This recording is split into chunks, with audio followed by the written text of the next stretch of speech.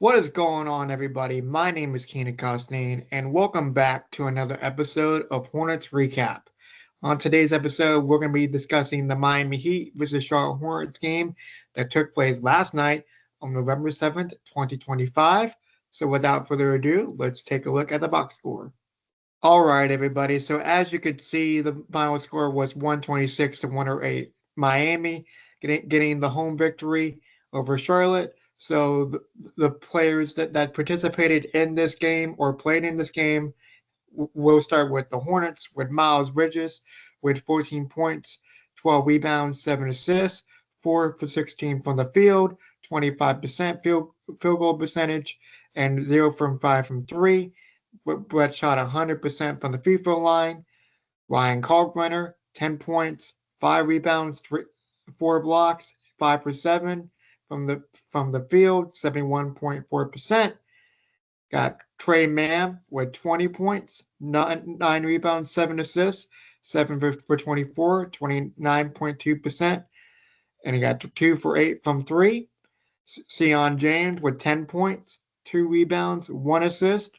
And he got 4 for 8 from the field, 50% from percent wise, 1 for 5 from 3. Kon Knueppel, 30 points, 8 rebounds, 3 assists, 9 for 23, 39.1% from field goal range, 5 for 13 from 3, 38.5% from 3, and shot 7 for 7 for the free throw line. Musa Diabate on the bench had 10 points, 11 rebounds, 3 blocks, 66.7% from the field, and shot 2 for 5 from the free throw line. Pat Connaughton participated in this game with 6 points, 5 rebounds. He also went 2 for 4 from the field, 0 for 2 from 3, 2 for 2 from the free throw line. KJ Simpson with 0 points, went 0 for 3 from the field, and wasn't really a contributing factor at all in this game. And then lastly, you have Liam McNeely with 8 points, 4 rebounds, and 1 assist for Liam, 2 for 6 from field goal, and 33.3% from the field goal range, and was shot 40% from 3, 2 for 2 from the charity strike. As for the Miami Heat, Andrew Wiggins had 22 points, 4 rebounds, 4 assists, 9 for 16 from field goals, 56.3% from the field. Percent-wise, 4 for 6 from 3. Had Keon Ware with 7 points. Went 3 for 13 field goal percent-wise. He was 23.1%. 1 for 5 from 3-pointers. And shot an abysmal 20%. Norman Powell was the leading scorer with 25, 4 rebounds, 10 for 20 from field goal range, 50% from the field, 2 for 5 from 3, shot 3 throws and made all of them. Davion Mitchell, 9 points, 5 rebounds, and 5 assists, 4 for 7, 57.1% field goal range, 33% from 3.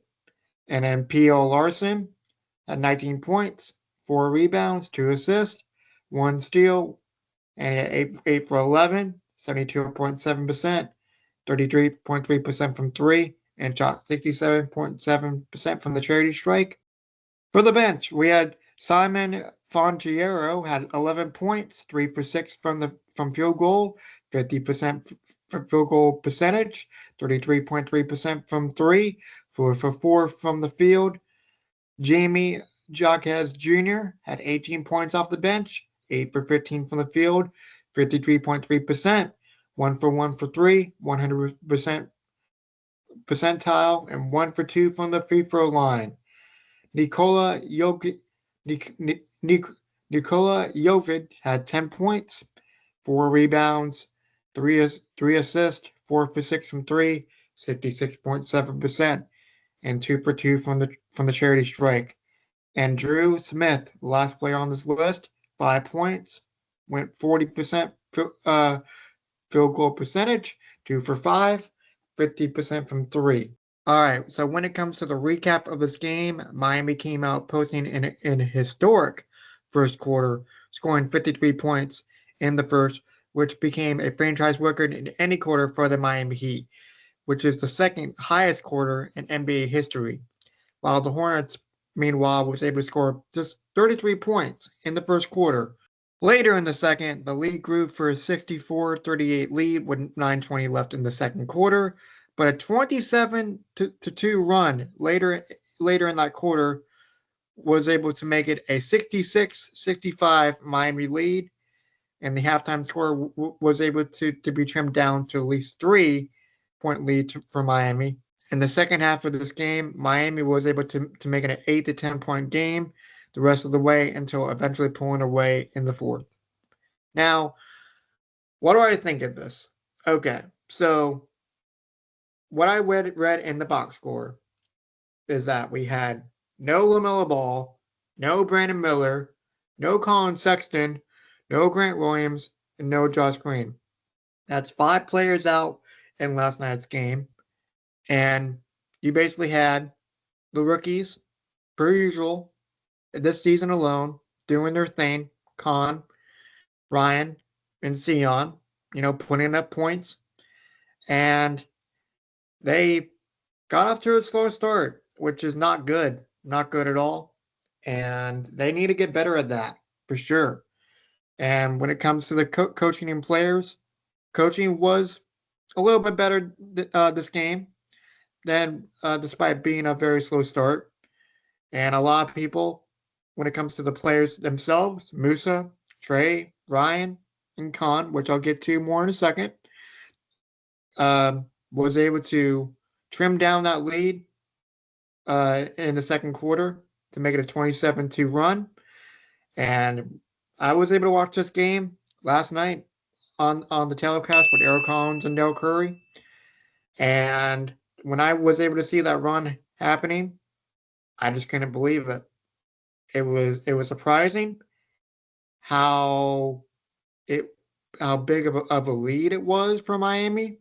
I thought, okay, this is probably going to be a runaway game, but it turns out during that 27-2 run in the second, the Hornets were able to storm right back to make it a game again, and that's what made it exciting because you had Trey starting out in the game nicely, had a nice first quarter. I believe he scored 14 points in that first quarter. And near the second half, he was able to, cool off. And you could only do so much with so many players out. And that's what made it a little difficult this game. But I appreciate the effort if you're a Hornets fan. I do appreciate the effort a lot when it comes to that. Now, where the rookie Kon Knueppel, the 4th overall pick that the Hornets selected, had a 30-point game, which is unbelievable, shooting 5 for 13 from 3. Granted, he went 9 for 23 from the field, according to that box score, but I think he's going to be a big role with the Hornets being forward. Once we have Josh Green, LaMelo Ball, Brandon Miller, and Grant Williams back in our lineup, it's going to be interesting when we get these guys back. Is because we can only rely on our rookies so much, and what would happen with our rotations with those guys coming back? Will we see Sion James get minutes? Will we see Liam McNeely get minutes? How much Kon is going to be an impact with those guys? And I think with Kon, it's really going to determine how he keeps playing. And I read the stat earlier this week: 24 points a night, or at least 23 points a night. When it comes to the last 3 games for Kon, and I think he's going to be a big role when you have Brandon Miller, LaMelo Ball return into the lineup, because we definitely need those guys to be back in order to be a somewhat respectable ball club, and that's what we need is the players back in the lineups. So what does it look like from here, despite this loss against Miami? and you have a pretty good Los Angeles Lakers team coming in with no LeBron James in uniform. He's expected to be out at least another week or two, depending on his injury. And as for the Hornets, who are we going to see suit up? Are we going to see LaMelo Ball come back from his injury? Brandon Miller did surprisingly come back from his injury. Colin Sexton was listed on the injury report earlier yesterday afternoon. Will he come back? And until then, we got to depend on the rookies and whoever else we got on the roster, to make a statement. Because, that Lakers game, which will be at Spectrum Center, is going to be rocking with mainly Lakers fans. But, the Hornets supporters will most likely be in full support. And it's going to be interesting to follow for sure. Now, I'm probably not going to make a recap video after the Lakers game has ended.